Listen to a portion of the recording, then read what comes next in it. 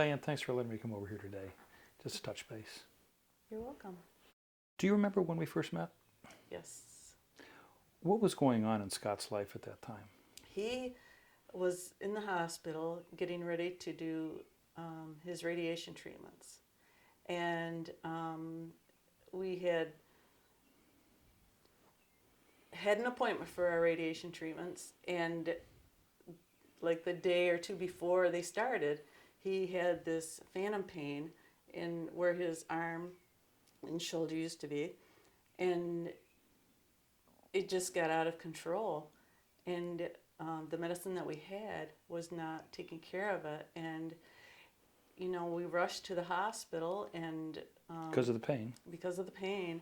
Mm-hmm. And thank goodness the hospital that we went to this time admitted him. And then Had there been times when he had had pain and in serious problems where he didn't get admitted? yes, it was awful. We went to, I think, 3 other hospitals over the course of 6 months where the pain, I mean, he would just be screaming because the pain was so bad. And the hospitals, when we got there, they just didn't know what to do for him.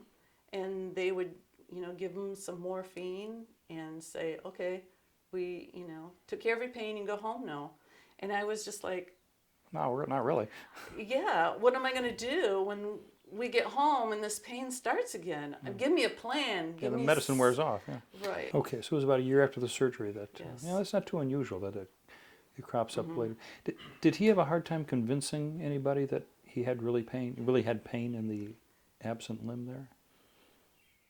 People didn't understand the intensity of the pain because to him it felt like this was on fire, and it just nothing we could do at home would calm it down. So we'd run to the emergency rooms at this point, and we would get there, and they had never experienced any of this pain, or they didn't understand how painful this was.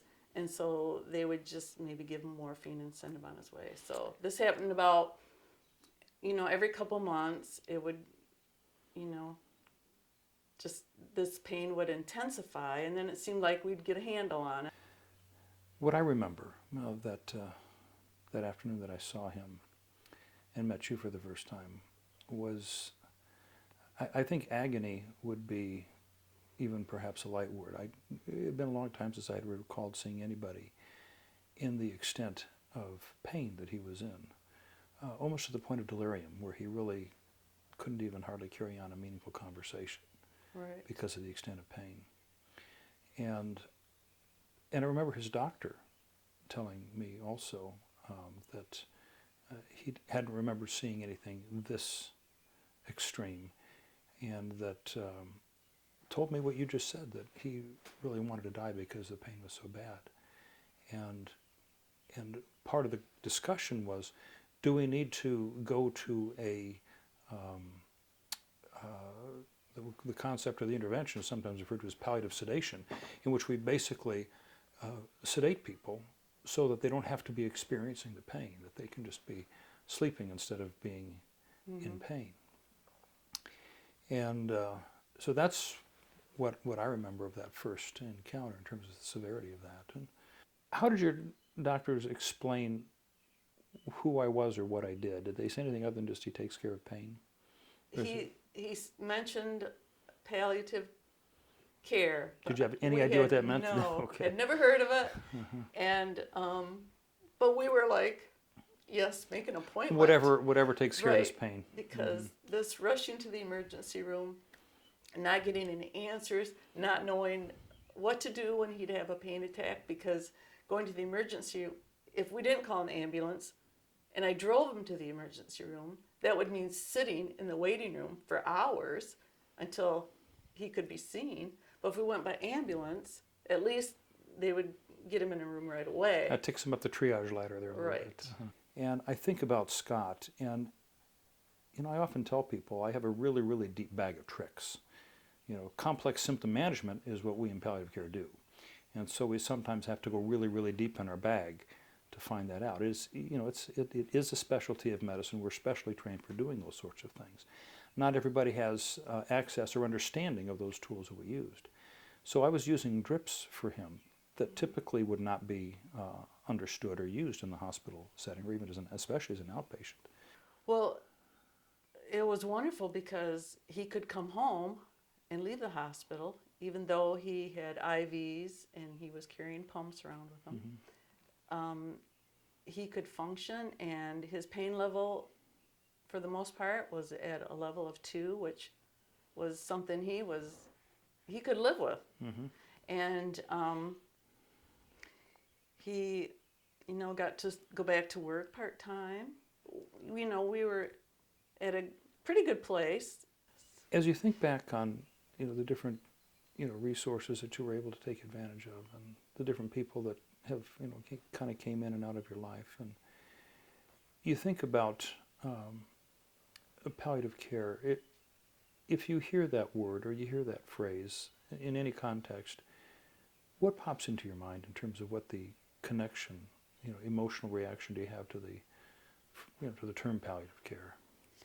For one thing, I tell people, ask your doctor for palliative care, because there's so many people suffering out there, and I don't think they know about palliative care. And when I say to them, are you in palliative care, or do you know about palliative care? No one's heard of it. And I ask them to ask your doctor about Mm-hmm. palliative care, because there are a lot of options out there, and there's help out there that we don't even know about. You still had complete access to your family doctor, to your oncologist, to the radiation people, along now with the palliative service, so that you had that along with, not instead of or in place of, but it just enhanced and allowed them to be able to do their jobs better. I would submit that probably without the pain control he had, he would not have been able to get into the radiation, and he would have lost the benefit that he had of the radiation. So it sometimes is actually not only of benefit to him, but essential to the whole process of bringing care in. So if they were to ask you, well, what's palliative care, what would your response to them be? I would say helping with pain and giving you quality of life. Mm-hmm. Yeah. So we accomplished that with Scott. Mm-hmm. And for you too. It's a family gig. It is. It's not just but thank you for willing to tell your story and to tell Scott's story and to be a part of helping us educate others on what the possibilities are. We want people to learn how to live well even in the midst of something that really is dastardly. It's very important. So thanks so much, Dianne. You're welcome. Thank you.